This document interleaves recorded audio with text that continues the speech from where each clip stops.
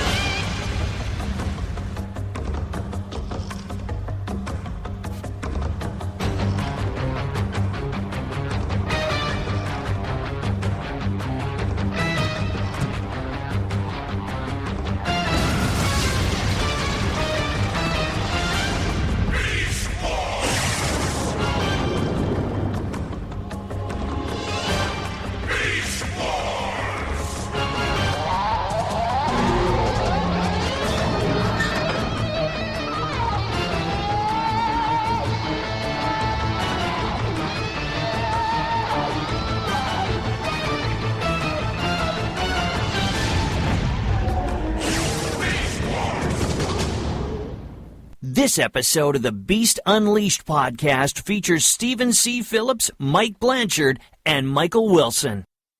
Welcome to the world's first ever Beast Wars Beast Machines review podcast. This is the Beast Unleashed podcast, brought to you by the Geekcast Radio Network. I am your host, GFG and Mike, and I'm joined with Steve Megatron. Hello.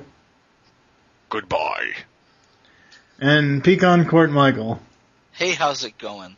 It is going. Today we will be starting Season 2 of Beast Wars with the first, well, it's actually 3 episodes, but we count Coming of the Fuzors as one whole long story. So, what have you guys been up to? Steve, why don't you go first? Lots and lots of shiza. Besides that... Coming from your dog. Yes. Sure.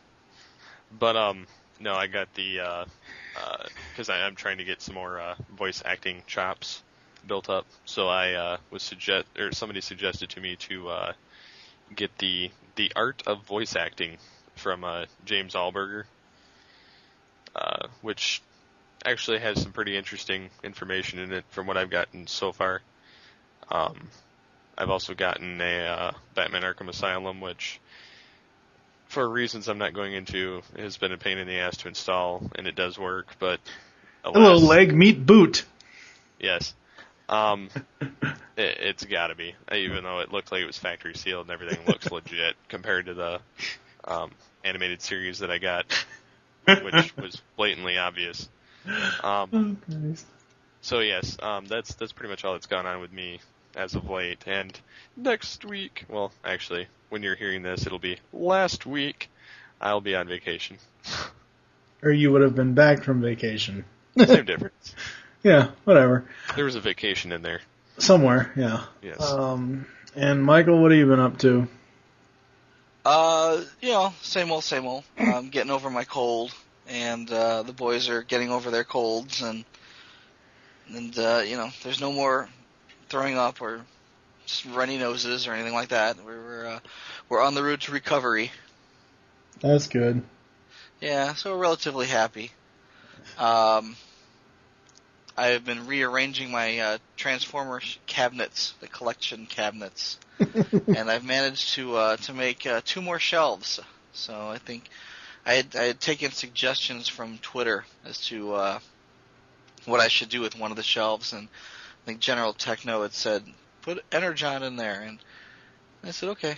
So, I've got 2 shelves for Armada and 2 shelves for Cybertron.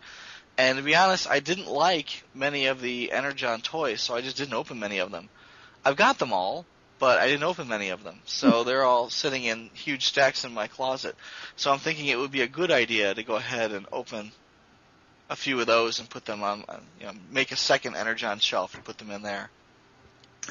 Yeah. Let's see. I guess we should bring up, I don't know, we're probably going to bring it up in all the shows, but I don't know if we're going to bring it up in this one too much, seeing as how this is pretty much the Down the Tubes show. Okay, we can fix that. Well, we don't yeah, necessarily have to be yeah, right. disgusting throughout the entire episode. Yeah, right. Only part of it. We have a new sponsor, partnership, whatever. Something Michael actually lined up is our UK affiliate, blogomatic3000.com. Woohoo. Woot. And what does Blogomatic have on the agenda today? I have no idea. Let me look. Yeah, I don't know. I know they put up a couple of reviews. And they had a really nice Iron Man 2 review. Yeah, that was a couple weeks ago. By the time this airs, it'll be a couple months ago. What? Yeah. I just read it the other day. I said by the time this episode airs, it will be about a month ago.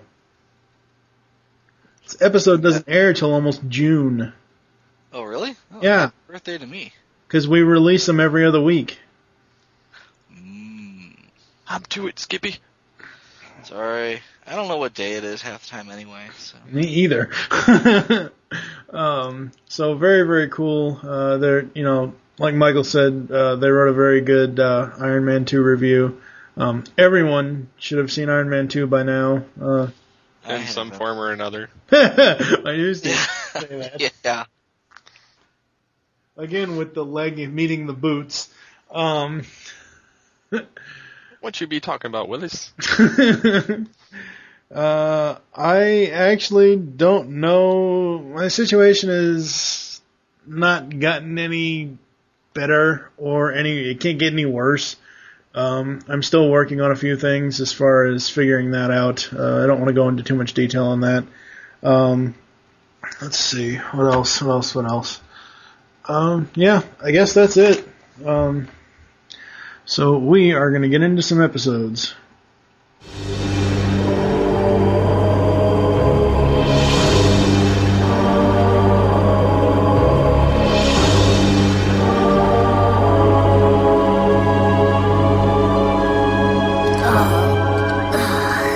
What hit me? A quantum surge. It must have knocked everyone in the ship offline. You must reach my body before the Maximals revive. Anything to get you out of my head.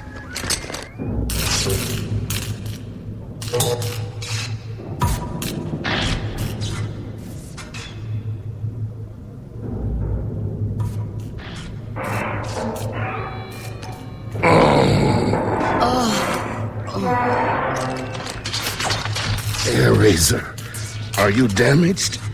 Don't think so. I wouldn't care to go through that again. Rat Trap and Cheetor. Hey, looking for me? By the Matrix. What's with you two? Is my gearbox hanging out or something? Jumping gyros, what happened to you? Me? Oh, what happened to you?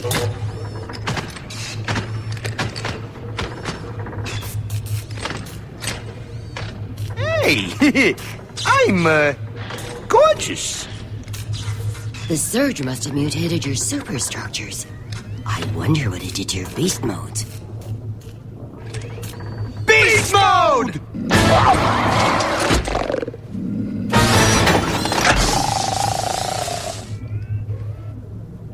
Now that's gorgeous.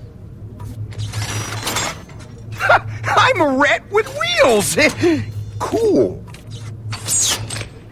Hey, I wonder what these gizmos are for.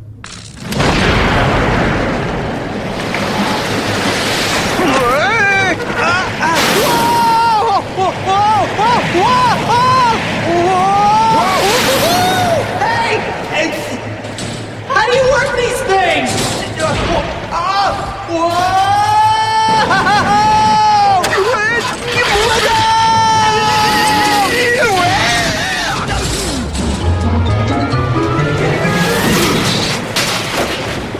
This is gonna take some getting used to.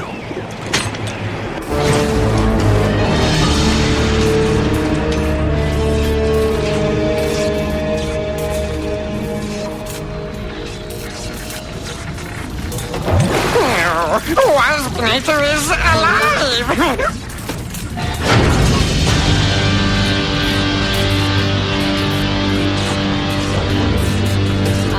Megatron, what happened? I've had a change for the better. Yes. Alright, so we are going on to Season 2, like I said, and it starts with Aftermath. Optimus Primal is dead, obliterated in space while destroying the Planet Buster. Just as the Maximals begin to regroup, the Predacons begin to celebrate. A quantum surge from the transwarp explosion showers radiation down upon the planet, killing Pterosaur and Scorponok, yay, and reconfiguring most of the Cybertronians' bodies and transformation sequences. Thus are born the Transmetals as the Beast Wars escalate to a new level of excitement. Okay. Scorponok was okay. Pterosaur, meh, he can die. It was the other way around. Yeah. So, I think Pterosaur was a really good character. I liked his voice. I liked his Starscreamish, attitude.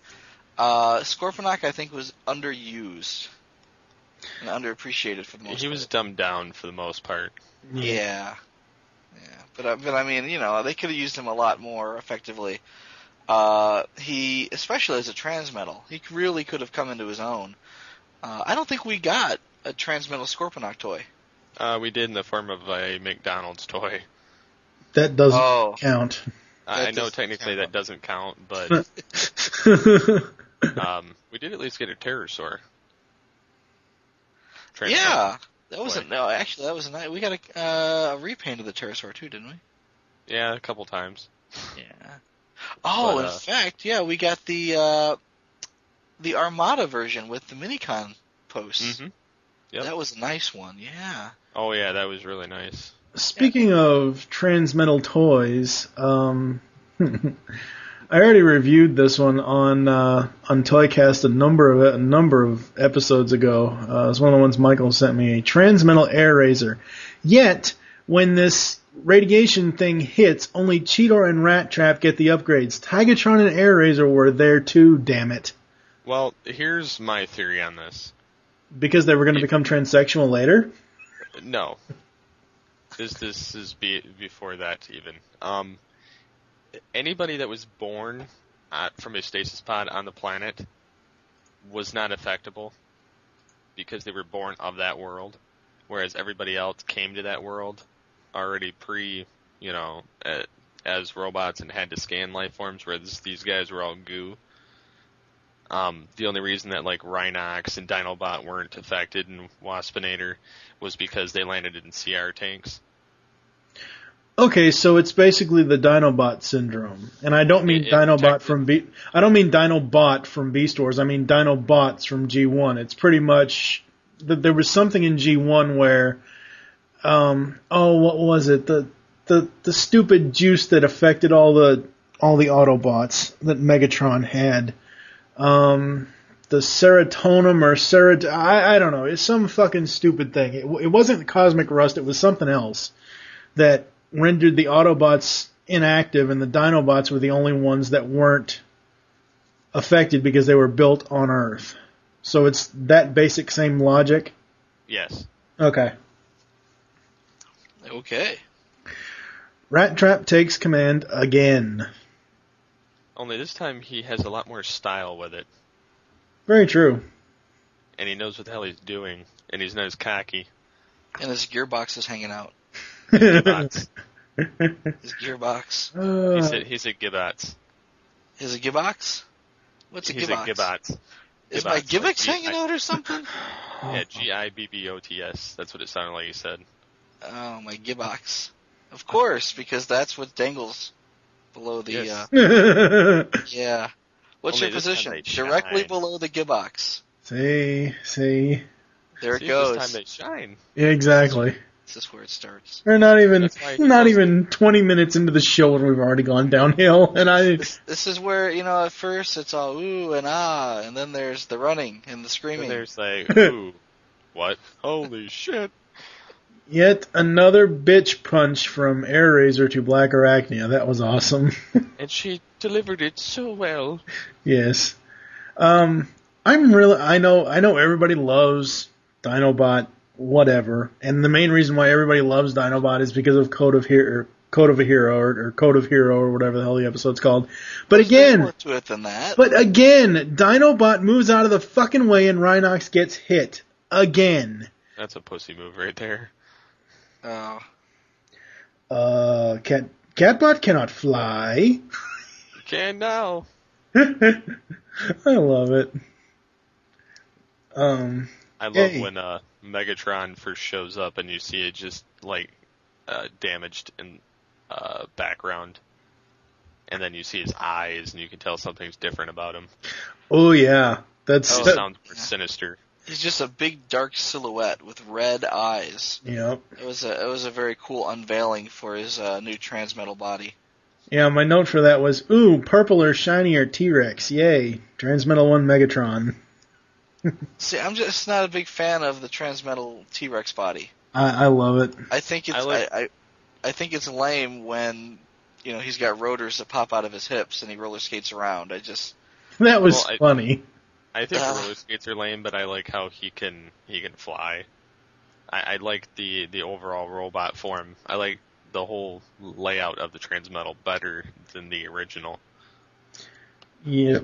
I was rewatching these before we started recording, and I'll probably I think it's in Coming of the Fuzors, so I'll bring it up then. I had a issue with Megatron's tail gimmick. Yeah, we'll bring that up later. Yeah, I'll bring it up later because I didn't notice it until the Coming of the Fuzors battle. I wonder whose hand that was at the end. Oh, in the stasis pod? Uh-huh. Never does tell. I think it was the body that they used for Primal later in Coming of the Fuzors. Couldn't have. That whole one was it was a blank for one, and two, it was all liquid form. That's what I'm saying. That hand was solid. And this was a zombie form. Right, but what I'm saying is the one that they had in the base that the Primal super pink juice went from the machine to the thing wasn't the liquid form. Didn't it basically create a new body for Optimus? It did, but that wasn't the hand that popped up at the end of the episode. That was more so to symbolize something going wrong with the pods for the Fuzors.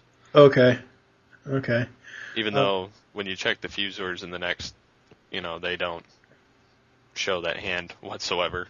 Yeah. Well, didn't they say there was 4 pods that landed, 2 by Predacon territory and 2 by Maximal territory? I don't recall. So much for being a Beast Wars guru. Whatever. I'm going to remember that. I don't believe so. I believe there was only 3 that fell on that instance. Oh, okay. Remember, you are under oath. I'm under recording oath. Again, another episode that leaves me wanting so much more. I mean, this episode was great. It was very fast-paced. I loved one of the big things about a lot of people have about people getting new powers or new abilities, whether it be Transformers or superheroes or whatever. A lot of people I know complain about they just know how to use them as soon as they get them. And I loved how Cheetor kind of reminded me of the Iron Man Mark II scene when Tony was learning how to fly. The same thing with Cheetor when he was learning how to fly with the jets. That was kind of cool. Yeah. Even though Rat Trap adapted faster. Yeah. Steve, what do you have for Aftermath? Besides the new modes and the Gibots, you have finally 2 ultimate deaths of Predacons. Pterosaur and Scorponok, which at first I wasn't sure which one was going through transmetalization when I saw it the first time around. Mm-hmm.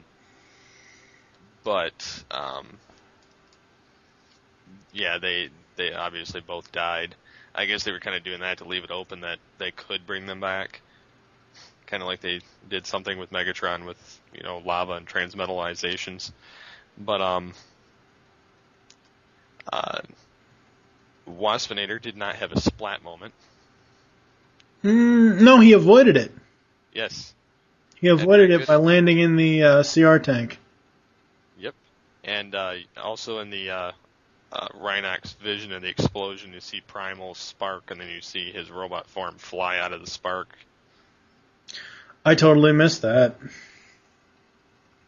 I caught that because I used to have a screen cap of that.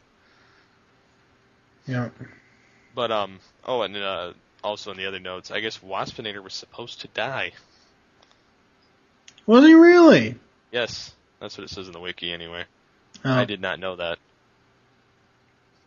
Well, I wonder at which point exactly did they say, oh, by the way, we're going to kill off, these 3 characters, and then everybody rises to Waspinator's defense.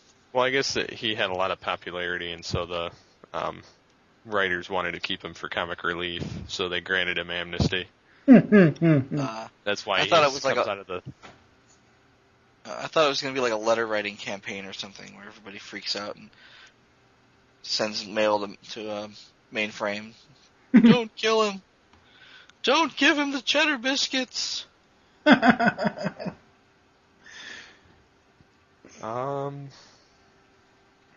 believe, besides Ares and Tigertron finally getting the hell out of the storyline for a while, I believe that's all I got. Okay, what about you, Michael? After watching this, I don't know about you guys, but I was having trouble remembering what exactly happened at the end of Season 1. Because you've got Tarantulas in Black Arachnia's head, and I'm thinking, what the hell happened to Tarantulas' body? And all I could remember was him catching on fire and streaking by. Yeah, he got blowed up. I'm thinking, well, where was his dead body? I don't remember his body, his dead body being left anywhere. But I do remember Black Arachnia hacking his brain. And I remember you were saying that, the spider's mind is a horrible place to find yourself in. Yep. And I'm thinking, oh, wait a minute, he reverse hacked her and got inside her head. Yep. But which was very cool. Yeah, considering he wasn't actually dead, he was just burnt. Yeah. Yeah. It's like, yeah. So I mean, I didn't realize he was dead. But now it's like there was a Vulcan mind meld, and now he's kind of like the Spock to her McCoy. Avoid that red matter at all costs. It blowed up real good. I did like Inferno coming back online when the energy bars went down, and he popped his head back on. That was cool. That was a nice scene. Speaking of that scene, I was thinking the lighting was really cool because it was kind of dark, and he's like in the background, like, haha, I'm alive again. But the lighting effects were way better in season, especially season 2. You've got the scene where like the spark flies down through the hallway and the lights follow it. Yeah. The lighting effects are just night and day. And I know I bitched and whined early on in Season 1 about the CGI, but they really raised the bar on Season 2. And I've looked ahead to Season 3 a little bit, and they jump up an equal amount there as well. So, I mean, by the time you get to the end of Season 3, it's night and day. The CGI between where they started off and where they are at the end. Well, yeah. Even at the beginning of Beast Machines, like the first episode and the first 10 minutes of the show, you get to see their original beast forms from Season 1, and it's night and day difference between what they look like in both shows. Yeah, oh, well, Beast Machines was years later at that point, but, just between Season 1 and Season 2, it was like, oh my god, just the lighting effects. And I don't, I don't want to say an old school gamer, but I remember in 3D first person shooters when they first started really using lighting effects to their full advantage, and it's a huge difference just to be able to track a rocket going down a hallway, let's say, by the light, to see the shadows. They used a lot of shadowing here that they just didn't use before. I remember back in my day when Intellivision was still popular. You old man. Well, no, I'm just saying, my first computer was a 386 DX that I played Doom on. So it's like I remember for old school first person shooters. Yeah. But, when they first started, again, using real 3D, when they first started using, bump mapping and really good lighting effects, it's just, it's amazing what they can do with that. But here, especially with this episode, the first episode of Season 2, they really put the lighting in. and it's amazing. It looks really nice. Yes, it does. Yes, very, very much so. I really like the way that they. Now, because I've done 2 full watch-throughs of the entire Beast era in the past, I don't know, 3 months that I've had all the DVDs together, you could make one giant box set, even though they're 2 different named shows. You could make one giant box set for this series because it's just so fluid for the most part. At least with all the continuity episodes, at least with the season finales and season premieres, they really, they know how to basically pick up where they left off a year before, and I really enjoyed that. Yeah. But at the same time, you could still come into Aftermath. I think you could. It just depends. You could come into Aftermath cold, but you. I kind of disagree. Well, I said you could. Didn't say that it was. I mean, I'm not saying that you should come into Aftermath cold without watching any of season 1. I'm saying it's possible that somebody could. They're not going to get all the tie-ins, but I mean, if they're just going to watch, random episodes, it's all right. A goodly chunk of the history, like Scorponok and Pterosaur, kind of die in the beginning of the episode. If you're coming in cold, you have no idea who the hell Tarantulas is or why he's in Black Arachnia's head. You have no idea why Rhinox was in stasis. It's like, and I'm thinking about it. Has Rhinox been in stasis since Low Road? Because they're like, oh, Rhinox is in stasis, and he pops out all of a sudden. And says, what'd I miss? No, he got hit by the cyber venom in the last episode, and they threw him in the CR tank. Yeah. Rhinox doesn't go into stasis until coming of the Fuzors. No, coming of the Fuzors, he puts himself in that machine to go look for Optimus. Yeah. But in the beginning of Aftermath, he's still in stasis. Is he? Yes. Yeah. He comes out of this because he has the dream about Primal, the flashback. Right. Oh, okay. Like my first thought is, right, why is he in stasis? So I mean, there's a lot of stuff going on that carries over directly from the last episode that I couldn't quite remember. Yeah. What was going on, and yeah, so it's like I don't think you could come into this one cold and not really know. No.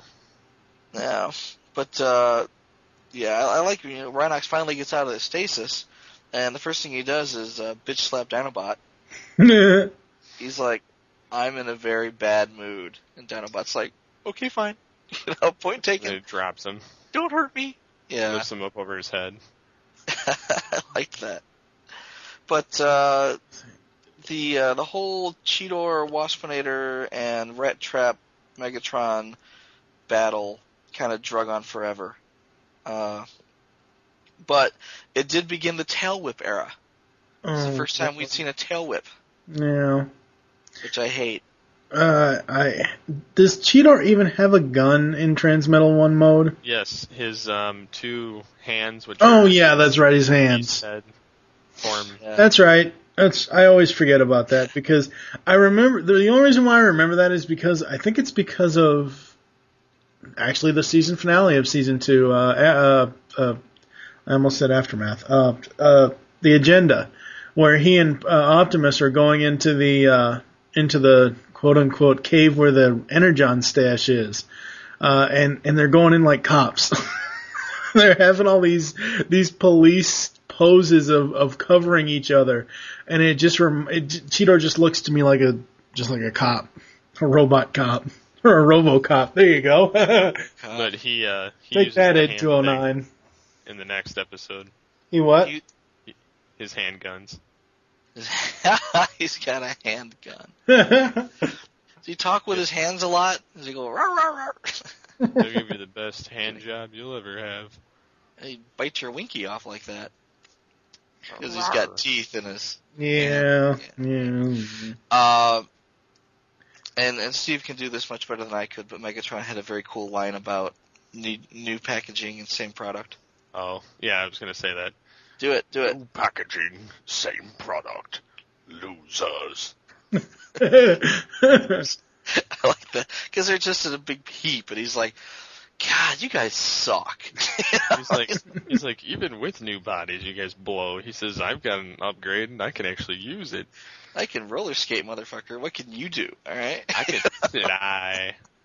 Dinobot fly.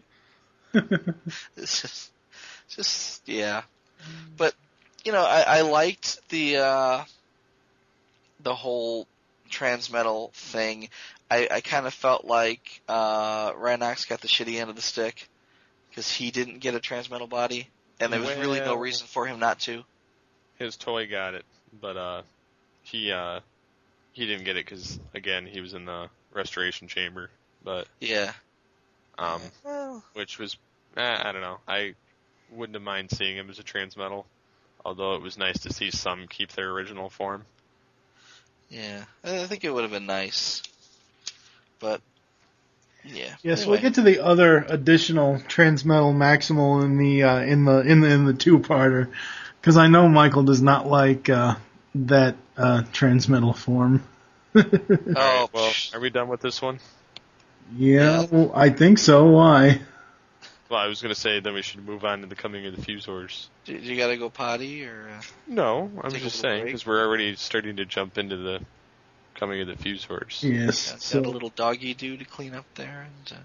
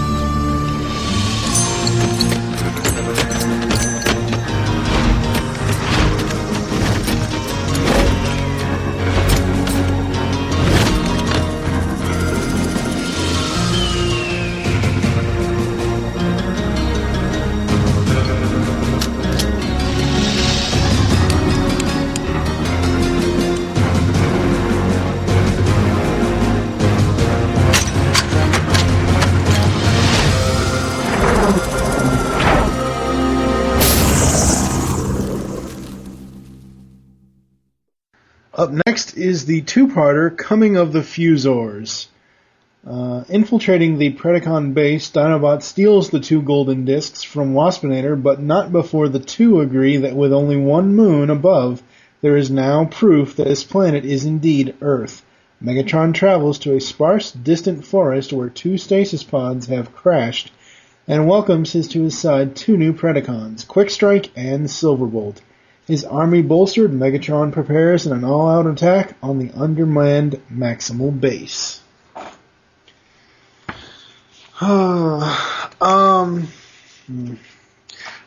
Let's see. At first, before I started, because I don't read the booklet before, like, I watch it. I read the booklet when we do these things. So I didn't even know about, because when my first note was, what the hell does Waspinator know? Because at first it's just him. It's after Megatron flies off and he looks up in the sky. And it's just him there. It's not Dinobot there yet. And I'm like, what the hell does Waspinator know? Waspinator's a moron. Apparently he knows more than what he lets on to. Yeah, apparently so. He has plans. Yeah, that was the other thing. What the fuck kind of plans does Waspinator have? Other than going... He says, he says it all the time. No, at the end, he says, I've got plans, and he ends up king of the world. Well, yeah, true. Don't want to give too much away. Yeah, we'll get to that. Make sure you remind me of that so I can bring something up about that, because I just thought of something about that. But anyway. I'm the king of the world! Yeah. You know what's funny, too, is that was his the last line in Beast Machines. when he's flying around and Waspinator says, "I have plans," or Waspinator has plans, which bothered me because I didn't like seeing him on Cybertron. I was kind of hoping he was still on Earth being king of the world. Actually, it was Thrustinator, not Waspinator. Because it was it was Waspinator's spark in a miniature version of Thrust's body. Anyways. No, he was in a miniature version of Waspinator's body with Thrust. Oh, that's what it was. Whatever. I knew it was something to that effect. Anyway. He was thrusting the Wasp. Ew. Okay. Yeah, in any case, I was just kind of disappointed to see him there, because, again, I thought he was back on Earth being king of the world. Yes. The truth of the discs comes out. They tell the future. Boy, 2015 is so going to be a rough patch. You can tell that from the discs. Yeah, exactly. There's a little picture of Chupacabra Prime right there on the disc. Since when did Inferno get 2 guns? Since he magically pulled one out of his thorax. His blender butt. Yes, I took a rocket out, and well, lo and behold, it's a gun. His blend dick. No wonder there's flames. You got a burning sensation? No, there's fire coming out my butt. I didn't take my Metamucil. Silverbolt, yay. Quick Strike, meh. Now, you can't really say that because, Quick Strike, he's just mean and ornery. I like him just for the fact that he's just so over the top mean and ornery. Quick Strike is a replacement for Scorponok, pretty much. And he's got crabs. No,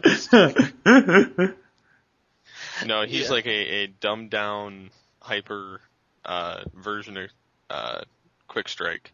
You mean Scorponok? Whatever. I don't really see. I mean, I kind of saw Scorponok as kind of like just a dumb follower, whereas Quick Strike, he's a follower, but I mean, he's like a little rabid chihuahua. He's yap yap yap yap yap yap yap, and he's like, let me bite you, and he's just mean, and I like it, and I like his mannerisms as far as the things he says. Old Blunderbutt misunderstands my need to kick his keister. I like where he got in. Like what? Oh, like how he got in a fight with Inferno, and Inferno just stood there and watched him bite him. Oh, and he got in a fight with Silverbolt. Let me introduce you. Yeah. I can't do this line justice, but I love it when Megatron goes, "Welcome my new Predacons," and then he has this big shit-eating grin on his face. Where he's like posing for a family. Exactly. Like, oh, look at my children. I hacked their hard drive, so now they're mine. It's a big group hug. Ugh. Come here, little boys. Okay, no. Yes. No. We are not going there. I just did. Well, then I guess we can start calling you Sean Schlong. Oh! Anyway, Rat Trap. Geez, Optimus, how did you do it? I like this because it shows that when needed, Rat Trap, just isn't a verminous scum. Yes, he actually had feelings. Well, until the end of the 2-parter. Yeah, we'll reveal that later. Yeah. Tarantulas lives, damn it. Yes. I like this form of Tarantulas the best. I hated his old form. I don't like any of his forms. I think it's funny with the motorcycle thing, but no. I like this form, actually. I mean, I think you would prefer this form because it's less spidery. I mean, he's still a spider. Yeah. He's what? It's more transmetal-y. Exactly. He's more of a robot than a spider. True. He's a robot in disguise. But he's still all tarantulas. Yeah. He's still like, how not so much screw Megatron, but how can I twist this for the most benefit to myself? Yeah, very true. Hell yes, Cheetor. Jets, maximum burn. Quoting Optimus. Gotta love it. And then another good quote was, roadie mode, maximum rubber burn. Really? Give me a... Yeah. Come on, Rat Trap. That's a little... Even though I love the Transmetal 1 Rat Trap the best out of all the Rat Trap designs, that's a little ridiculous. Yeah, we all know you don't like the Transmetal Rat Trap toy, so shut up. Well, no, I don't so much like the Transmetals in general. Transmetal 2 maybe a little better because those are more twisted and kind of evil looking, as opposed to the Transmetal 1 toys. But, I understand they got to give them all new nicknames. Like, Cheetor calls himself the Cobalt Kitty. Yep. I thought that was funny, but, Rat Trap calls him Skycat at one point. Skycat. Western Showdown music. I liked the old Western. Yeah, that was very, very cool. Yeah. My next note also goes in a line with another note I believe I took for the second part, but when we first see Megatron, actually see him as far as his robot mode for the Transmetal 1, I thought his tail was there permanently, but it actually switches arms a few times. There's a handle on the... See, I didn't know that at first because I noticed. I believe it's in the second part. In the You thought it was like a head kibble type Yeah. thing. It was permanently on there? No, it's like a gun. Yeah. I like that he's got real hands this time around. Yeah. Yes. You got to be careful. Well, I want to say with the toy, you got to be careful because that will break off. Well, it's not even the arms, it's the part that slides out and his sides, like his ribs. The little mechanism in there, the plastic is cheap, and when it gets stuck in robot mode too long, it snaps. I've gone through two of them. Really, I don't actually transform mine. I just leave them alone. I left them in robot now. Yeah, exactly. That's where I've got mine. I know a while back they had I forget who did this, if it was Unicron.com or the Lucas Brothers or who, but they made some garage kit made a golden disc reader, and it was from the agenda. Yeah, and it would the end of the tail, you'd pop it off, and you'd pop on this new reader thing that would hold a golden disc and spin it. Ah, that's cool. Yeah, it was the Lucas Brothers from Unicron.com. Yeah, it was very cool. I almost bought one, but I almost did too. Yeah, but I think they were like $30, and yeah, I it just was kind of justify it. a bit much. Yeah. Yeah, I wasn't really a huge Beast Wars fan at the time, and I just couldn't justify it. But I heard that if you try snapping the end of that tail off, it will break because of the gold plastic, and a lot of people were very upset. Yeah. You talked about scene transitions back in episode 9, Michael, about the finger into the button. The button pushing. Well, what I liked about this two-parter was the Wild Wild West burn in and out transition. That was cool. Yeah, that was very cool. That wasn't the only transition. I'm talking about between the end of the first part of the first episode and then the beginning of the second part of the two-parter. Right. Was this the one where they used the Maximal symbol? No, on Cheetor? No, this is the one at the end where it... I know what you're talking about, but I'm wondering if this is the episode that also used that as a transition. Yes. Okay. They take the Maximal symbol off Cheetor's head after he's looking at the camera, and it spins, and then it goes to the next scene. Oh. It was kind of Batman-ish, where it was like da-da-da-da-da. Pretty much. Another thing I have to point out that I think, Michael, you pointed out a couple of times about the pairing offs.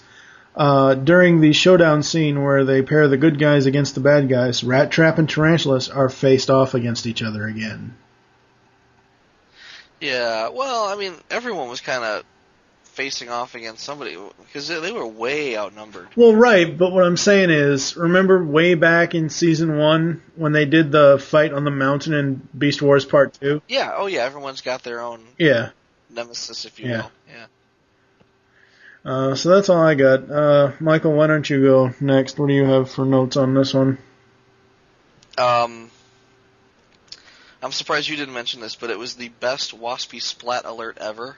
Hmm? Waspinator is dismantled piece by piece and then cubed, and then winds all the way to the CR2. I forgot about it. Damn it! And see, that's funny because that's one of the. I've already grabbed 3 quotes for this episode of the podcast, and that's one of them. And I completely forgot about it. I laughed my ass off. It was awesome, and it took like 5 minutes. I mean, it's like they just kept at it, and I'm like, man, this really sucks to be him. Because Waspinator and Dinobot were conversing about the discs, and then Dinobot threw him into the electrical field, and then he's cool, while he's watching him being dismantled, and then, which, actually, it's kind of funny, I think this may be where they got it in TF Animated for Blur being put in a cube form. No! What, is that I'll have to ask Derek J. Wyatt on Twitter. Oh, yeah! That you should, go type that in right now. No, I'm not going to type it in now. I'll ask him later. We'll have it for the next episode. Yes. Exactly. Yeah, that's interesting that this cube shows up so many times. When the Maximals got a blank protoform, the first thing I thought was, all right, there's Optimus. That's the first thing I thought. Yeah, all we need to do now is get his spark back in his body, which, shouldn't technically happen unless you've got, like, a Starscream, like, indestructible spark. I'm trying to think here. He technically started joining the Matrix, after which that's why Rhinox had, being that Transwarp space was ripped open with that Planet Buster, it opened it up so that he could go into the Matrix and retrieve Primal and give him the way back. Oh, that's okay. So I'm like, how the hell did he get into the Matrix? That makes no sense whatsoever. Where did you go? I went to the other side of the Matrix. It's like bullshit. That's why in the future, that's why Depth Charge and then Agenda. That's why they also the Satellite and the Tripredacus Council find out about the Beast Planet. So it all comes back together in the end. Yeah, because of this Planet Buster. Yeah.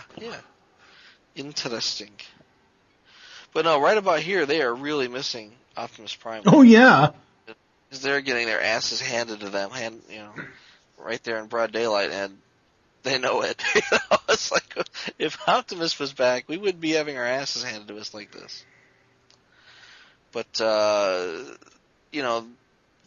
Predacons just have too many soldiers at this point, which leads me to Silverbolt, who, well, he's clearly, virtuous, and, he's like, they kind of push the fact that he's this knight in shining armor, and he's like, a Galahad of sorts, and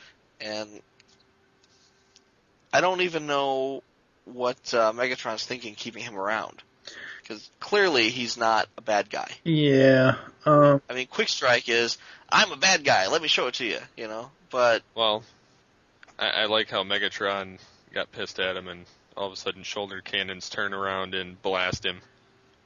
Yeah, well, it puts him in a spot, or puts him in his place, figuratively, but... I just don't see why he bothers. It's like, alright, you know what, just change your activation code and get over there and let me shoot you. Yeah. I don't see why I'm even bothering with I've got more notes about that on Silverbolt when we come up to part 2, so. And lastly, Dinobot in full-on Rambo mode. That was awesome. That was awesome. Like, that was so awesome that Steve actually got the end of this first part when they step into the camera and then the flame out happens. That's the art for Steve's War Stories 2.0 podcast. Nice. Oh, I saw that on your Facebook. Yeah. That turned out nice, yeah. Yeah, no, it was cool because, when he first walks into the ship, he's kind of hiding the disc behind his back so Rat Trap can't see. And this weapons rack folds down, and I'm thinking, well, okay, he's hiding behind the weapons rack. But then the weapons rack raises, and he's like, Punisher, you know? Yeah. I mean, he's just got guns everywhere and ammo belts over each shoulder and My question knives. is, where the hell was that weapons rack throughout the entirety of season 1? I was wondering that myself because I'm thinking, did I miss it? Was it there before and I just didn't? First time I've remember ever seen it. That's what I thought. And I've watched season 1 episodes when we were doing season 1 for the show here. I've watched them 4 or 5 times, and I never saw a weapons rack come down out of the ceiling. Well, it was just recently that. I was gonna say that it was just recently that they got a skylight. Yeah. So, you know, they're getting new shit all the time. Yeah. Doing a little house cleaning now that Primal's not around, and they decided that they needed the weapons instead of in the floorboards. We had to make it come out from the ceiling.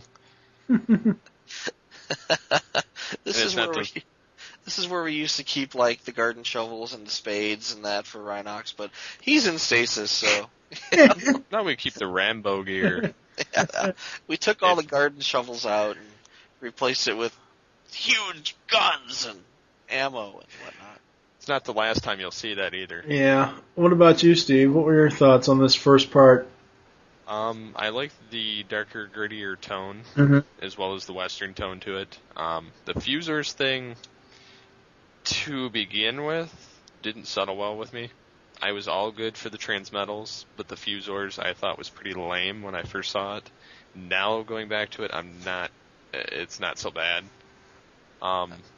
Too many gimmicks at once? Well, it's not even the gimmicks, because, I mean, Transmetal is a gimmick. They give them a vehicle mode. But, yeah. I was fine with that because they made them all nice and shiny and gave them something extra to be looking forward to on a toy. I don't know. I think the Transmetal is more of a fun toy and thing to look at on the animation, whereas a Fuzor is pretty much just a beast mode that they just cross with another beast. I think the beast thing was kind of just getting kind of lame. The Transmetal was the way to go. But yeah. I mean, What the hell? I've asked you this off air before, Steve. What the hell is Quick Strike? he is a King Cobra and a Scorpion. Okay, that's I wasn't sure which. I knew he had snake parts, and I knew he had some sort of crab something or Scorpo something. Yeah, so technically he's Scorponok with a cobra head. Yeah, when I first saw him, Yeah. before I even saw him on the episode, I saw him in the intro, I thought it was like a Transmetal Scorponok. Oh, that makes sense, yeah. I mean, you would think so. I mean, he basically filled that role, and then, of course, there's nobody to fill Pterosaur's role. Thank God. Pretty much. But another scene I liked was where Dinobot was intercepted while he was looking at the moons. He got caught by the Predacon autocannons and covered himself in mud. Yeah. Proximity alert! Proximity alert! And then he just bashes it. Have you ever seen, and this isn't really as tangential as you may think, but there's a YouTube video with Ninja Kitty, and there's the guy with the camera, and he looks around this corner, and there's this little kitty at the far end of the room, and then he kind of ducks behind the corner and then peers out again, and the kitty's like 2 feet closer, and it's just sitting there, and then he kind of ducks around the corner again, and then peers back out, and the kitty's 2 feet closer. Up until it's like Doctor Who's Blink, you know. My cat actually does this. Oh, it's creepy. Because I'll hide around a corner, and then I'll turn around and peek at the cat, and the cat will be closer, and then I'll hide again, and then I'll do it for like a couple seconds, and then I go back in, and the cat's closer. Yeah, it's like freeze. And her eyes like all bugged out. Awesome. It's like red light, green light, red light, Yeah. green light. Exactly.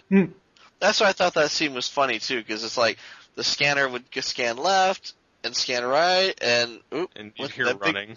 Yeah, the mud. Yeah, Yeah. it was just a very funny scene. I liked it. Another thing I liked was the theft of the golden disc part 2. Yeah. Dinobot by himself. Well, he's like, I've done this before. I got it in hand. Don't worry. He's like, I know Megatron's protocols. It's just, we'd walk in, we take it, we leave. Waspinator Splat Alert! Yes. I forgot again. Damn it. I don't know what the hell's wrong with me. I missed both of them. The one in Aftermath, I remember this one. Poor Waspinator. Oh, God. He just gets fried. And another weird part was with Dinobot doing his Shakespeare and hiding both the discs. Yeah. Basically foreshadows his death later in the series. That is actually going to be one of the bumpers for this episode. It's probably going to be before we do the outro, telling people what we're going to talk about next time. So it'll be in here somewhere. I don't know. You see, now, that is why Dinobot deserves to be in the Transformers here we Hall go. of Fame. Because no other Transformer has ever quoted Shakespeare. Not once, but this is like the twice, and I think it happens a third time in the series. Yeah, he does it a couple more times. Yeah. I mean, you can't, he's like bordering on Jean-Luc Picard in awesomeness. Well, and he also is the saving factor in the end of season 3. There you go. Not really. That's... Actually, that's not the clone at the end. I'll explain when we hit that episode. Well, no. Let's not spoil too much. I'll talk about it when we do the breakup, or before we go to the outro, we'll talk about it off air. Anyway, you got anything else, Steve? I like that Tarantulas has Jedi mind powers. That's just freaky.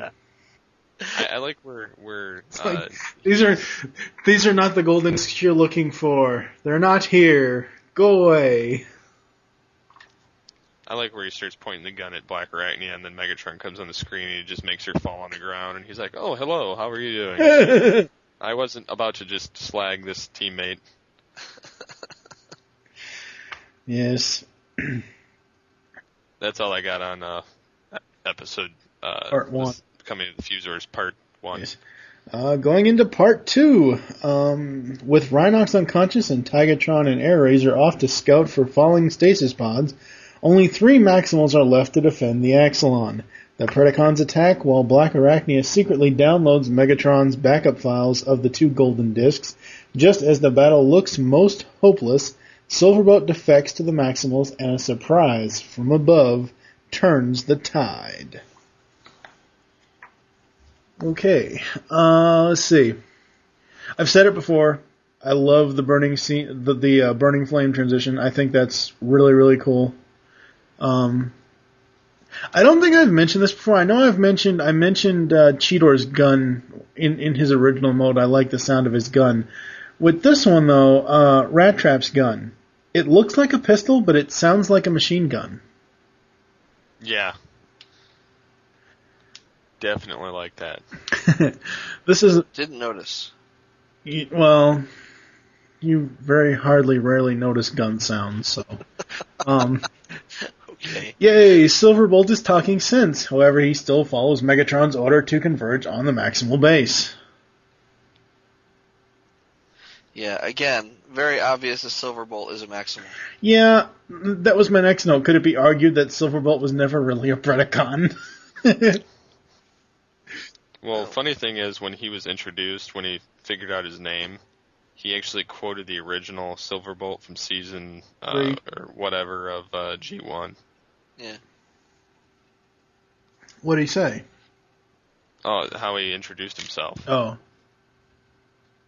Like he said, I'm silver and I'm fast. Or something like that.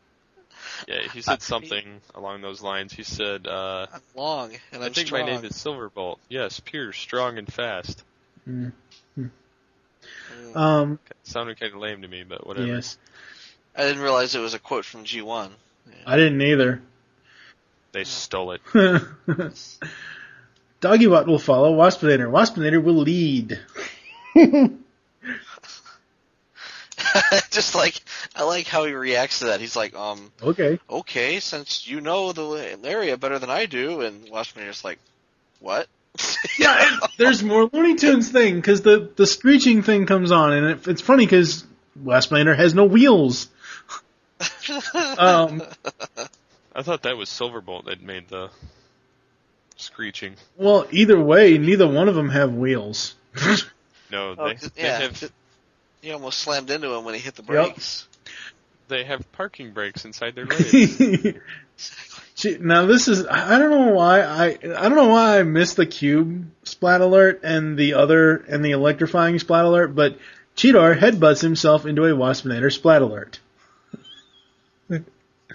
I did like that. That was awesome. When I was going through, because there's so many good images from all three of these episodes, I was going through and I was taking screen cap after screen. I had Steve make up 6 different arts for this episode. We are going to go with the Transmetal 2 Dino Head of Megatron, because that's the one I like the best. But I had him make one of Dinobot riding Rat Trap, and my note is Dino riding Rat Trap. And I couldn't remember what the hell the picture was from, and I'm like, oh yeah, that's right. The Odd Couple. The Odd Couple starts their more bickering. Another running gag we have is Tarantulas always gets splatted with a rock. Yes. He likes to get squashed. Yes. It's never just a simple, flattening. No, it must be rolled over by a boulder from Indiana Jones. Mm-hmm. It's a recurring nightmare of his. Yes. Oh no! You guys remember the scene where they took, or when Silverbolt defected, or when he was about to defect, right when they capture him, he's like, go ahead and finish me off, and Dinobot raises his sword, and Cheetor and Rat Trap both go, nah. I love the double nah. That was awesome. Yeah, that was pretty good. Dinobot had no problem with it. He's like, okie doke. Yeah. Well, when does Dinobot have a problem with destroying anyone? But anyway, where all are one. Yay, G1 reference. Where else would they be? Where were you? I went where all are one, and that's what I'm thinking. How the hell are you doing that? Because that's, I mean, honestly, if any, all right. If any robot can sit inside that contraption and travel back into the Matrix, then why? Why didn't they bring back Optimus Prime? Exactly. Oh, wait, he's already on the dam. It would have created a paradox. He's already on the planet. As far as I know, the only way to go inside the Matrix is to short circuit yourself. A complete asinine move of short circuiting yourself. And, yeah, exactly.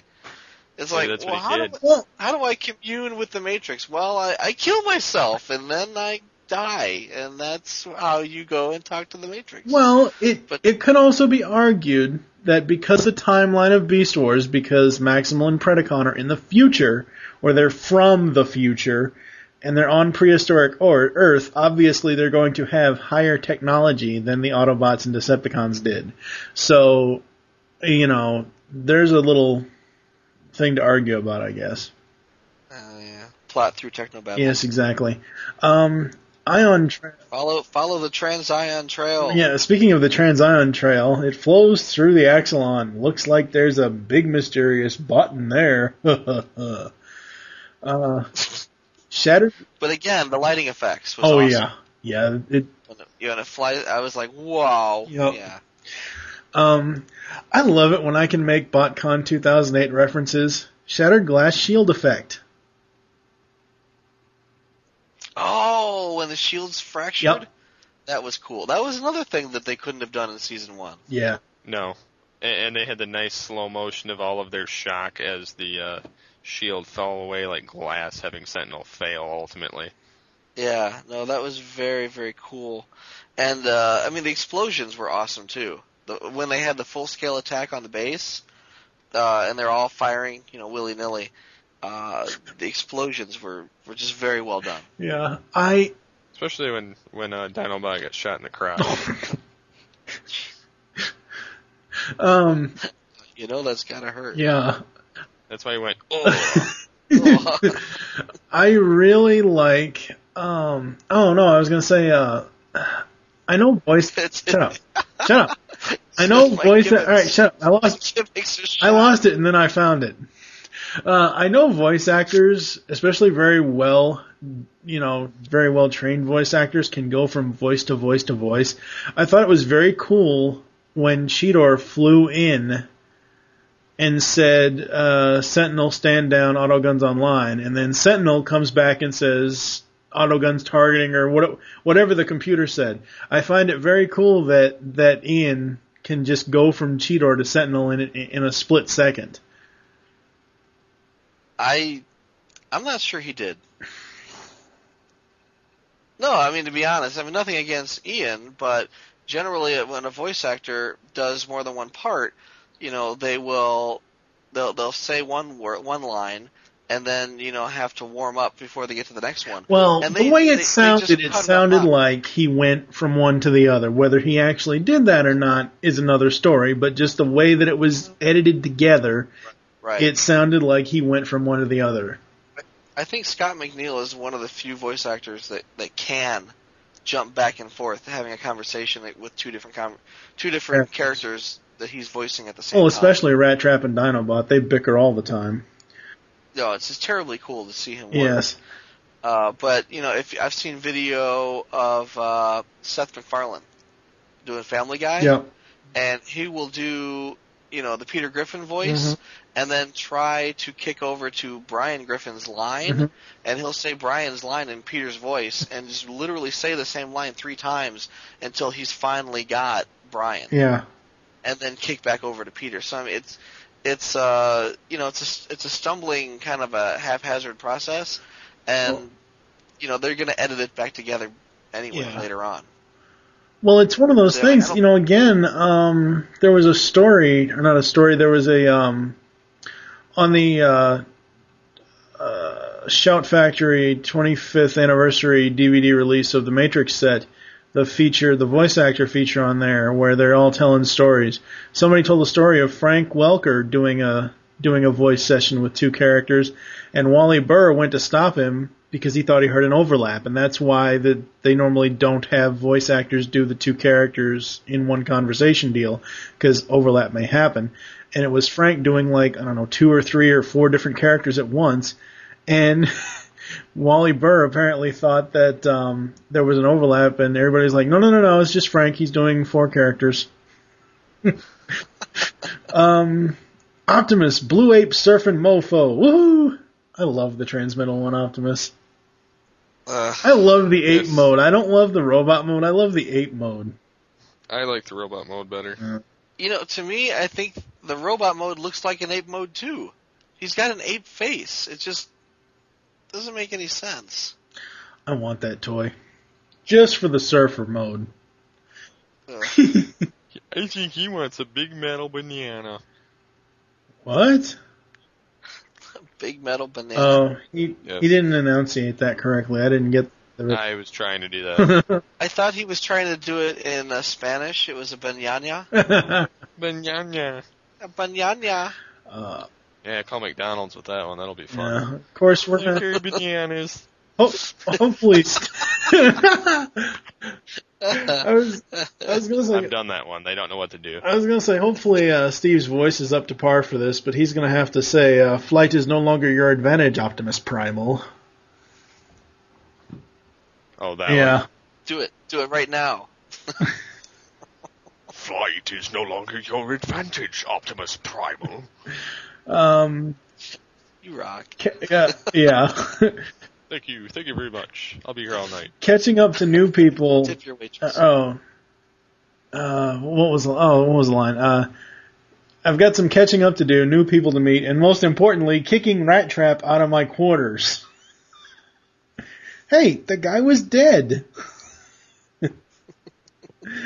I like the line where Rat Trap's talking about Dinobot being on when Dinobot's riding on top of him, and he says, we would have been here sooner if Dinobot here wasn't such a porker. Yeah. He's like, Use a few kilos. He's like, the vilest ride of my life. I love that. I love the look on his face when Rat Trap transforms and says, hop on. Yeah. And he's like, ugh! Yeah. He's like, no thanks. Yeah, he's like, I'll wait for the next car. I'll wait for the next taxi, thanks. It was just a great look. Did you guys notice the Inferno and Megatron's splat where they head swap? Yes, I love that. Heads. That was awesome. That was so awesome. With Inferno's head on top of Megatron's body, you think And Inferno then he would starts be laughing like, and yeah, he's like, look at me. and Megatron goes and punches him in the face. He's like, you know what? I got your body now. I'm just gonna bitch slap you. You know? That's what you get for Which made calling me wonder, your it's like, queen. Yeah, exactly. Call me a queen now, bitch. Come on. You know? But yeah, no, I'm the queen. But like, no, I thought that Inferno could have kept that body for a bit. That would have been interesting. And these 3 episodes today that we've talked about, I don't think in any of them, I almost said Rat Trap. Inferno even says, the My Queen bit. No, he saves that for later. Yeah, I don't think He uses it when they're in dire, Yes. When he needs them. Yeah. He falls back on Burn Autobot quite a bit. I think the farthest he went to it, the Maximal No More, he uses the My Queen thing again, but in Aftermath, he says, "Royalty, you've come for me." Yeah. Yeah, but that's completely different. that's completely different. The My Queen bit is what bugs Megatron, not so much the royalty bit. Yeah, he doesn't mind people bowing before him like a god. Was it in this 2-parter, or was it in another episode where I think Megatron added somebody, or I don't know if it was the Coming of the Fuzors one where he's like, the ant has problems or issues or programming defects or something? Maximal No More. Okay. That's what I thought. I'll recite that line when we get to that episode. My last note, and then we can go with you, Steve.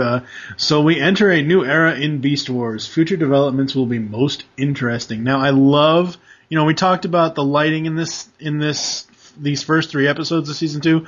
I love the fade out because it makes it so ominous. And the reason why it makes it so ominous and so great is because he is purplier and shiny. Purplier. Yes, that's what if you can create Autobotly, I can have purplier.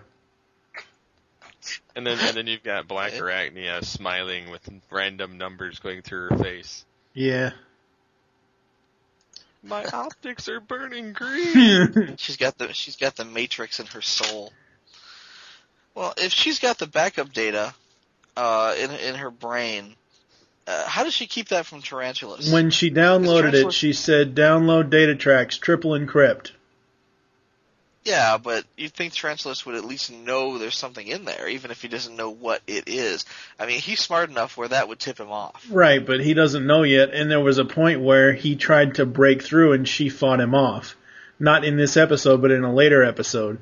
The other thing we have to bring up, the whole her going into his brain in the season 1 finale and him now being in her head now, he actually plants stuff in her core consciousness, in her programming, because it comes up later when they try crossing of the Rubicon in season 3, I think, yes. Where they're trying to make her a Maximal because her Predacon shell programming is failing her, and he puts traps in there for them. So the whole him entering, getting in her head and being there and controlling her, it lasts throughout the whole rest of the show.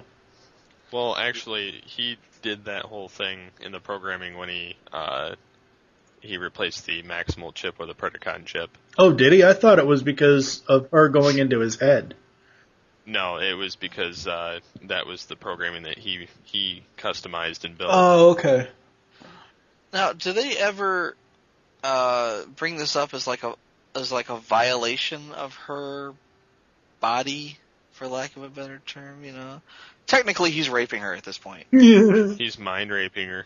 Yeah, basically. But I mean, do they ever, point that out, or is it just like, haha, I have control of your body now. I think they do. I think they say something about, when Tarantulas was in my head, or, something like. I don't think they out and out say that he mind raped her or he mind fucked her, but. You know what he did? Yeah, you know what he did. He took her back to his lair. Yeah. God. It's like, if I'm controlling your body, is that masturbation? Because I'm not sure exactly what's going on here. Yikes. There was an episode, and Steve will understand this more than Mike will, but there was an episode of Star Trek Deep Space Nine, Voyager, where 7 of 9 was basically hacked, and they stole. I'm not sure if I think it was some of the nanobots or whatever out of her bloodstream. I think they stole, and it was portrayed. The whole plot line was portrayed as if she had been raped, and she was like, "Oh no, I've been raped." And that sounds likely. Yeah, and for me, it was like, well, technically, they didn't violate her body per se. Well, yeah, they did violate her body, but they didn't violate her hooch, But they didn't get her out of her cat suit. But they also did that in Star Trek Nemesis. Shinzon's Praetor, or not Praetor, his little Riemann soldier, second in command, mind rape Troy. Honestly, I think I blocked that particular film out of my memory. Well, because it was so bad. That was the reason why there wasn't a film for so long until it rebooted. Yeah, because it was so awful. Or because Troy got mind raped, or because it was an awful movie. It was a shitty movie. Yeah, it was. It was I really bad. actually own that one, unfortunately, but that's because I'm a completist when it comes to the films. Oh, I really regretted seeing it. I was kind of upset. I was expecting another First Contact and got some kind of weird shit with the bald guy. Well, yeah, that film was crap, as was the one before. Steve, we're probably going to have to take about 3 weeks to record that episode for MWire, episode 100, when we do all the Star Trek films. Yeah, we'll have to do 100.2. No. Episode 100 is probably going to be the longest episode of that show because we're going to do all of the Star Trek films in one entire show, but we're going to have to record it in 4 or 5 separate different records. What are you, masochist or something? Jeez, well, it's episode 100. Well, I think the longest podcast episode 100 I've ever heard was Earth2.net the show with Michael David Sims and at the time his then girlfriend Jenny C. They spent 7 hours and 15 minutes on Teenage Mutant Ninja Turtles. Oh, Christ. Yeah, that's just masochistic right there. I think we'll hit 5 hours on that one just because a half hour for each film. Yeah. Of the old verse, and then the Abrams verse has its own episode. Oh. God, you could. I mean, the people have written dissertations on some of these movies. Well, you don't even listen to MWire, so you really have no opinion. I have an opinion, and my opinion is always right. No matter how many times people tell me the truth or facts or. I'm not getting in on that one. Whatever. I'm going to stand by. I never said I was right. I just voiced my opinion. I didn't say whether it was right or wrong. But whatever. You're absolutely right, Wilson. No. You're full of crap, Wilson. Shut up. Shut up, Wilson. Exactly. Dennis the Menace after you. Steve, why don't you go ahead and give us your thoughts on part 2? Okay. The scene, I like this scene where Megatron's standing there watching Tarantulas try and bug Black Arachnia for information about the computer system, and because they have that mind link instead of having to use comm links, Megatron can't detect him, so he's like, "Who is that underhanded spider speaking? I detect no radio transmissions." So, I thought that was pretty cool. He's talking to himself. Clearly he's insane. Yeah. But, you're a nut job! He's like, Megatron's like, I just talked to myself because I'm more intelligent than everybody I have. He's like, Tarantulas is nuts. Tarantulas says, I just have a penchant for intelligent conversation. Although Black Arachnia, when she is snooping through Megatron shit, you see her throw all of Megatron's shit from his office. The rubber ducky. Yeah. You see his toys from his room, the ducky, Starscream's head, a book which appears to be the same as the Covenant of Primus he carries in the Nemesis Part 1 and 2. He has some kind of a bowling pin. He has a pocket watch. He has a couple airplanes, a couple trophies. He's got a mace. A mace? Nice. Yes, like Megatron from G1's mace. Yeah. Only it doesn't light up. Yeah, it was just kind of strange seeing all these random items sitting there. That's cool. I didn't actually stop motion it and analyze the pile, but I did see some stuff in there that were cool. And of course the ducky. Yeah, I'm sad I have to sit there and watch that. And also Inferno was to have been a reborn version of Megatron. Really? Huh? Yeah. Where was that? That was originally... When they swap heads? The writer was meant for that to have been Megatron be reformatted to Inferno kind of thing. Or Scavengerish, but they, in a nod to their little idea, they swapped their heads. That's just for that, that crash scene. I didn't realize that. Yeah. Yeah, that scavenger toy sucked ass. Yes, it did. Transmetal ants. That. Mm-hmm. Yeah. He didn't even stand up, whereas the other one works. Then there's what is it? Optimus Primal's new body doesn't quite fit the established pattern for Transmetals, considering they were people that came before they came to Earth. They were the ones that ended up in the Transmetal, unless they're in the CR chamber.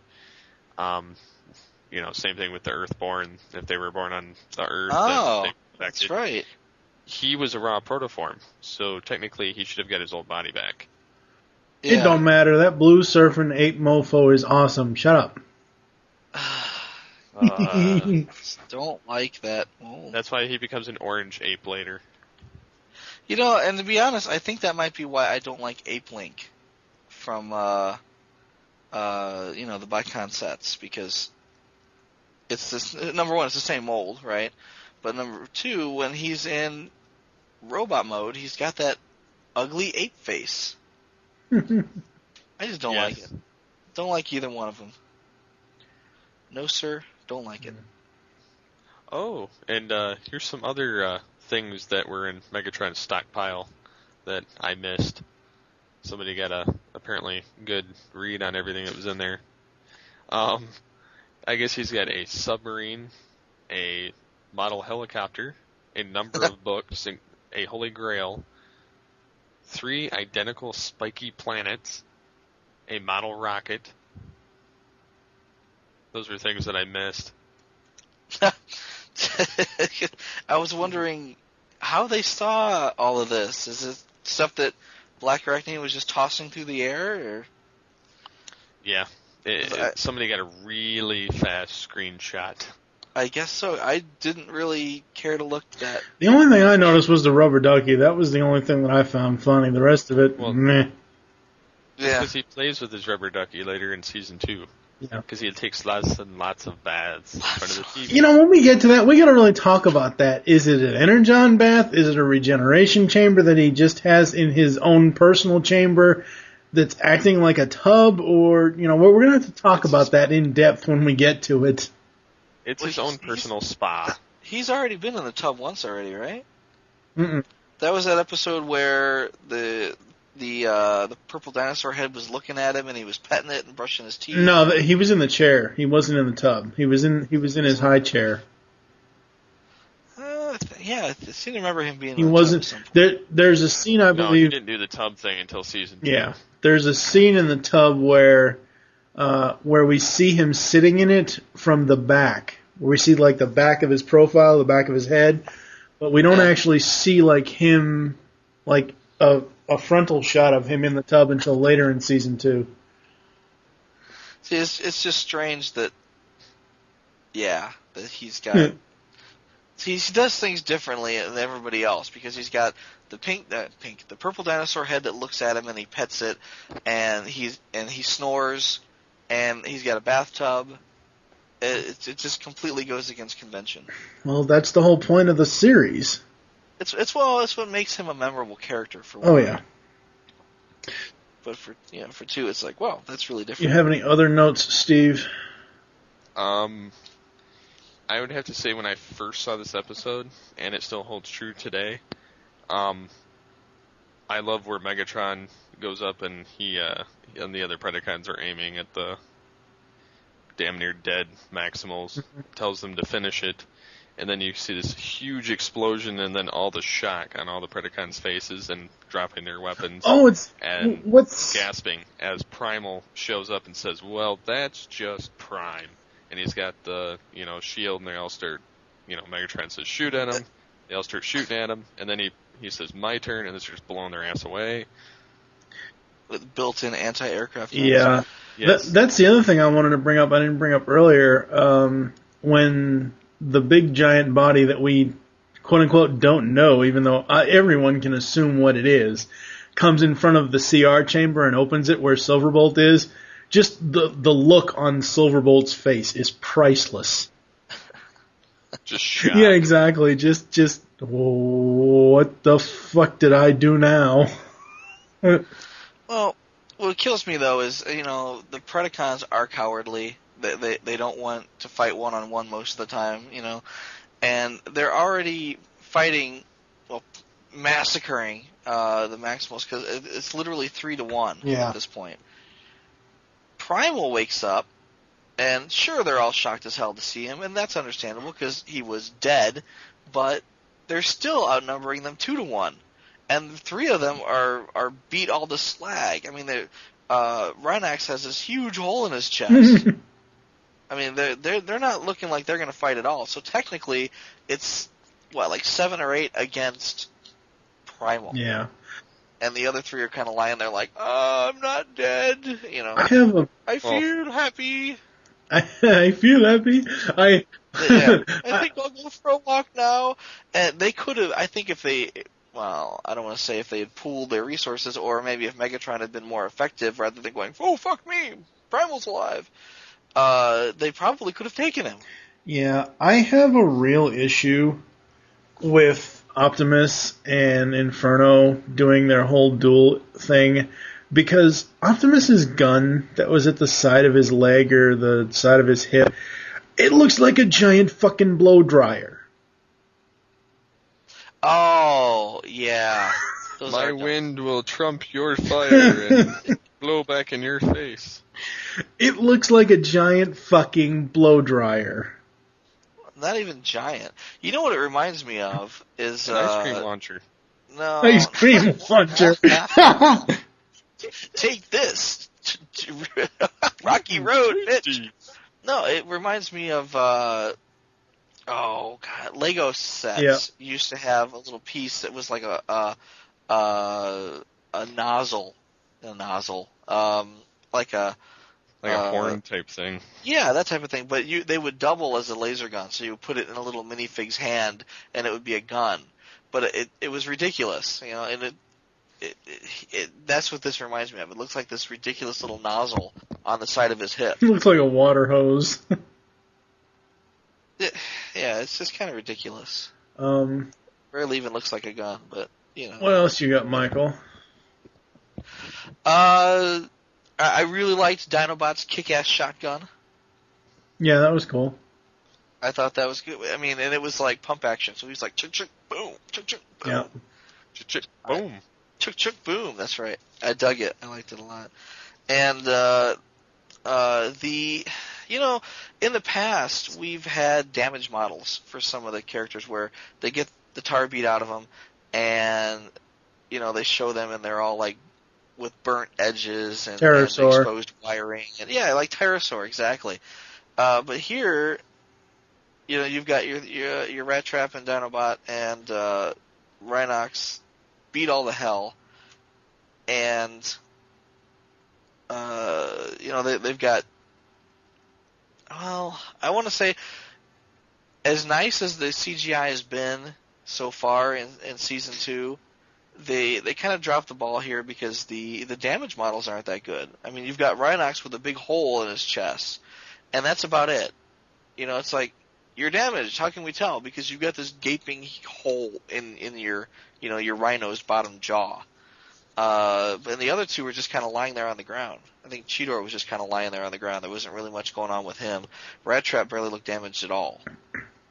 But I think Rat Trap was mostly under Cheetor at that point. Yeah. So I thought, man, they should all have really nice damage models at this point. But wasn't happening. No. Which was, again, huge hole in Rhinox's chest, but that's about as much as they did. And they didn't even bother to, you know, singe him or anything, or give him exposed wires or any sparking or anything like that you would normally see earlier. At least he wasn't sneezing Energon. Well, they would have won hands down if he was sneezing Energon. They turned him around and pointed his ass at Megatron. Let's see if your shiny new Transmetal body can handle this. You know? Eat it and weep. That's right. You're Yeah, a roller shit skate eater. away from this right now. You know, I gotta Turn bring around. something else up. Okay. Something I didn't bring up before, and I don't know why I didn't make a note of it. When I was going back, to get the Doggybot follow Waspinator will lead thing audio. And I was watching this chase scene between Cheetor and Silverbolt. And it's my Skype image that's the Beast Unleashed art that was potentially going to be art for this episode, where as soon as Silverbolt sees Cheetor, his dog instincts just come right out, and he's like, wow. Yeah, he's drooling. He wants a piece of Cheetor. Chase the kitty. He I wants thought that some. was funny. Chase the Cobalt Kitty. Well, He wants some. he's like, it's like he's chasing a car. He's like, whoa. Yeah. Robo. Nothing. Not going there. Not going there. That's What else you want to bring up, Michael? You know, I think that's about it. Yeah. Other than that, I mean, in the beginning, it wasn't looking at all good for Cheetor, Dinobot, and Rat Trap, and you know, it didn't look much better when Rhinox came to back him up either. So it was just rough on them all over. Yes, it was. All right, well, that's going to do it for this episode. We will be back after this.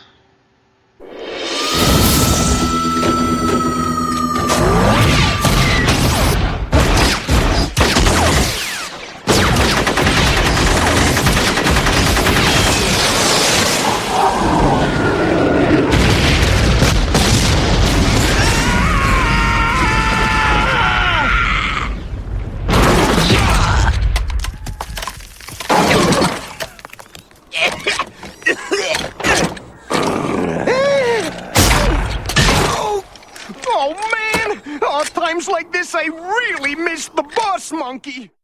Hey, this is Cheetor, and you're listening to the Beast Unleashed podcast, Ultra Gear.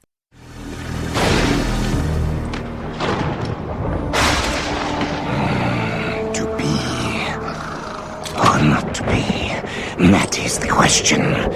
These discs I hold are the record of what will be, or only of what may. For if the future is indeed immutably foretold, then my demise is but moments from that confirmation. For I could not live if not the master of my fate. But if the future can be changed, if these discs record merely one path of all the myriad ways the cosmos might conform, then their power is infinite, and yet still limited, for they could be used but once, and in that change be rendered fiction forevermore. I could destroy them! But no, it would be a coward's answer. I will know the truth instead. Then it will be either them or me that face oblivion.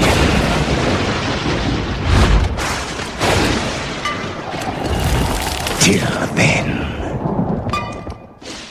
This is quote number 1. This is quote number 2. Where'd you go, anyway? Where all are one. Oh, what? And quote number 3. Oh, sir, don't mind Wasbenator just lie here and suffer, drag himself to see our tank. Well, that's it for the beginning of Season 2. What did you guys think so far compared to like going from the end of Season 1 to the beginning of this? Michael? Yeah, from the end of Season 1 to the beginning here, there was a huge jump in production value. Again, the lighting effects were better. The CGI in general was better. Yeah, I was just really, really happy with the production value. The downside is you really had to know what happened in the last episode when you hit the aftermath episode. Yeah. Because if you weren't if you weren't on the ball and you didn't know what happened with everybody, then you'd be wondering what the hell's going on. Yeah. Kind of like I was. I was like, wait, I'm going to have to go back and watch the final episode of Season 1 all over again because I have no idea what's going on. I knew what was going on, but it took me a second to think about it and go, well, what happened to Translus? And why is Rhinox over here in Stasis? And, what's going on? But, once they cleared everything up, then they bring in the Fuzors, and they only brought in 2. And see, that's the whole thing I don't get. I mean, yeah, I agree with your opinions on the the upping in the production quality and all that, but it's supposed to be this huge 2-part episode, and 2-part episodes are technically hour-long stories, combined. But it says coming of the Fuzors, and yes, I know Fuzors it's plural, it means 2, but it's like, wow, only 2? And that's why I said earlier, I could have sworn that there was 4 stasis pods that landed, not 2 or 3, or however many there actually were. Well, you get one that's going to be primal, the dud. Yep. And then you get 2 that are Fuzors, and you get one that's a zombie former. Yep. And where the hand that goes, out of the ground. Yeah. So I guess that's your 4. But I mean, there's a lot of Fuzors as far as the toys go, and some really cool ones that would be neat to have seen on the show. But I'm thinking those are the only 2 that really exist until the Vok combine Air Razor and Tegatron. He was going to say Terrortron. Pterosaur. So wait. Pterosaur. Oh, So you got technically that would be a triple transsexual. It'd be Air Razor, Tigatron, and Pterosaur. Wouldn't that be like a tiger? That'd be like a red Tigerhawk. I would buy a red Tigerhawk repaint. Mix them in with a little Pterosaur there. Tiger Whore? Tiger Whore? Tiger Saurhawk? When you said mix in a little red there, the first thing I thought of was, so just the gold then, sir? Nah, why don't you hit it up with a little bit of Hot Rod Red from Iron Man 1? That's right. It's like, yo, dog, I heard you like Pterosaur, so we put some Pterosaur in your Tigerhawk, so you can Tigerhawk while you Pterosaur. What about you, Steve? What do you think of the transition from Season 1 to Season 2? Definitely an awesome upgrade in graphics, lighting, just overall the whole style of the show has gotten much, much better since Season 1. And in this you see a lot more detail, a lot of new character development, new plot twists, instead of just the same old from Season 1. It's actually going at a faster pace into new and more dangerous aspects of the show. Oh yeah, I can pretty much guarantee you a lot of the Season 2 version of TBU. Even though Michael will hate this, but I can pretty much guarantee you these episodes, while we're in season 2, are probably going to go at least an hour and a half, maybe an hour and 45 minutes, whereas the majority of season 1 episodes ranged from 45 minutes to an hour and 15 minutes. Just because there's I took more notes for the 2-parter than I think I took in any of the season 1 episodes when I was taking notes. And the fact that we'll have 4-episode and 5-episode shows. No, because, well, I'll get to it when I get into the outro, so let's go into that. So, thank you for joining us here on Beast Unleashed Podcast. There are several ways to get in contact with us or leave feedback for the show. Visit the website, geekcastradio.com. You can comment on each of the episode posts. Join the forums, PredaconEmpire.com/Nexus. Leave the show's feedback in iTunes. Please do this. Follow us on Twitter. The show name there is Beast Unleashed. Mine is TFG and Mike. Michael, what is your Twitter? Pecan Court Michael. And Steve? SCP-21. Become a fan on Facebook. Search Geekcast Radio Network. Call the voicemail line. Tell us the show you're leaving the message for and your name. 502-526-5821.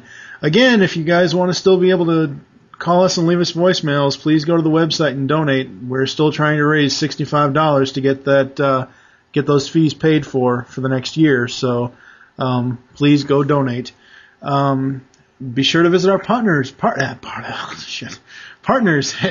www.blogomatic3000.com. Our UK affiliate. Yes, there we go. We hope you enjoyed this episode of the Beast Unleashed podcast. Join us next time when we'll be reviewing. It's really 4 episodes, but because the way we do 2-parters, it's actually only 3. From Beast Wars Season 2, those being Tangled Web, Maximal No More, and Other Visits Parts 1 and 2. For now, I am TFG and Mike with Steve Michael Megatron Wilson. Phillips. And Steve Phillips. Who's going first? Who's on first? I don't know who's on third. What's on second? Who? Michael Wilson. Hey, how's it going? And Steve Megatron Phillips. Yes, Megatron, close the show. Watch our episodes, or listen, or I will hunt you down and terminate you. Yes. Thank you for listening. Until next time.